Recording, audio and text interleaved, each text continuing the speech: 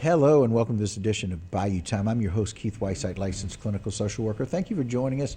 We appreciate it very much. Always glad to have some of those people who do heroic work in our community.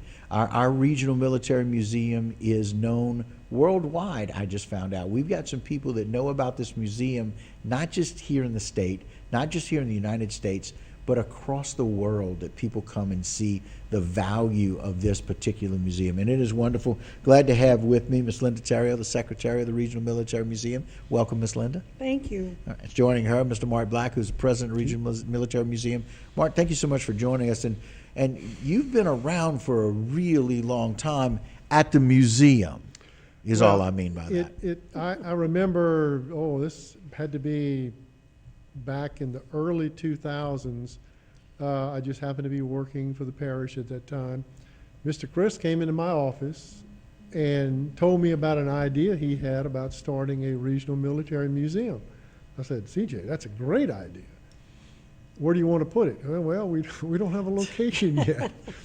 So I said, well, look, let me see what I can do. I'll call some real estate people and see if we can find something that's available. I looked at parish buildings. But fortunately, someone else came up with the building on Barrow Street, which needed a lot of work. And again, it was the volunteers who got in that initial structure at 1154 Barrow Street, did the work to open it initially. And it was groundbreaking. It was an amazing building, and y'all have done so much. There's so much history just in the growth of the building and in the expansion of the building, and then just to think about all the things there. I mean, I love this shot because it basically shows you a backside view, and you see Barrow Street there in the front of you with those beautiful windows in the front, but it shows you how far we've come since they began that process. Yeah, the Avenger hanging in the center was actually in pieces in the shop. Right. That had to be put together. There were some people at the airport who did the body work for it. We got assistance from the World War II museum people to allow us to suspend it correctly. The helicopter was a donation from, I think, PHI in Lafayette. Right. We had to do some work on it to get it up in the air. The other little aircraft is a target drone, which we had to rebuild. Right. So all volunteer work. Most of the things that you see there in the museum have been donated to the museum. And to me, it's the reason why so many people know about Houma and know about the dedication to the veterans in Houma is because of the Regional Military Museum and all of the rich culture and history that's there. And people they hear about it and like, oh, I have this piece. And we hear about it. That's right.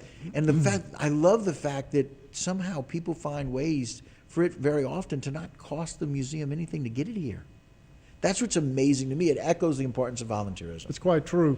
There's virtually no family in the region that has not had a relative serve in the military. Some in combat. Wow.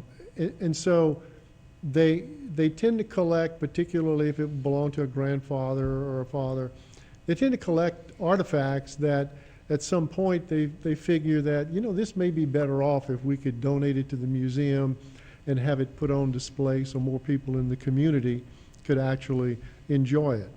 And this has happened innumerable times. We're very happy to have those artifacts like Martin's daddy's Navy uniform. This is Mr. Eugene False, who is our own Martin False here at HTV. This is his father. It's his uniform from when he was in the service. Yeah, and that display is very close to the display of the USS Terrebonne Parish. Right. Of which I've been the curator for since the beginning, and I have to wind the ship's clock every week, which is a labor of love, believe me. Wow. But it goes back to the importance of what we need to do to share that, right? Go ahead, I Ms. wanted to Lynn. add something that Mark said too, that what's interesting, if you're at the front desk and artifacts come in, it's an honor to receive it. And just recently a brother and sister came in and they were donating like really letters that was very to me, very important to the family, but they couldn't decide who would have it. And they said it would be best to put it on display at the museum. And what better way to really share your family's history and honor for that family when Yep. the most important, they went with what was more important than family is sharing it with everybody? Correct. And again, that's what just, it kind of trips me up a little bit when I hear about such wonderful stories of people being selfless about donating, you know, and like Mr. Marcello's stuff that they have out at the museum, you know, his Beautiful POW display. stuff and that leather outfit on that next picture, Jay, just so very unique as a prisoner of war. I mean, just, you know, such amazing history there for what they went through. You know, and people are beginning to understand that this museum is not just a museum when you think of a museum. This is an asset for Terrebonne Parish, actually for the region. It's a regional military museum. And on the basis of that, I think it's spurring a little bit more membership growth Right. because they want to take part in something that is an asset for the community and be a part of that and take part in our elections. So they got to say so in that. It's not something that's very static, but it is something that is dynamic. And if you want to be a part of that, you can become a member, you can volunteer, you can call 985-873-8200 and call and ask. Guys, thank y'all so very much. We appreciate it. So Linda and Mart, thank y'all for what you do for the community. All right, guys, that's going to do it for this edition of Bayou Time. Don't go anywhere. Local programming up next.